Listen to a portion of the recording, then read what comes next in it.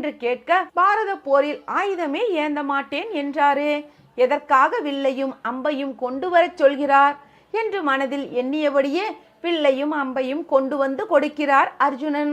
கிருஷ்ணரோ குருவியின் கூடியிருந்த மரத்தை சாய்த்த யானையின் மீது குறிப்பார்த்து அம்பு எய்கிறார்.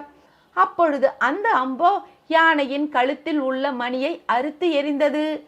யானையை வீழ்த்துவார் என்றல்லவா நினைத்தேன், அதை விடுத்து அதனுடைய மணியை அறுத்து விட்டீர்களே வாசுதேவரே என்று கேட்கிறார் அர்ஜுனன். நான் வேண்டுமானால் யானையை வீழ்த்தட்டுமா என்று கூறி தானே சிறந்த வில்லாளன் என்று மனதில் எண்ணுகிறார் அர்ஜுனன். அதனை அறிந்த வாசுதேவர் சிறு புன்முறுவலுடன், வேண்டாம் பார்த்தா, அதற்கொன்றும் அவசியமில்லை என்று கூறுகிறார்.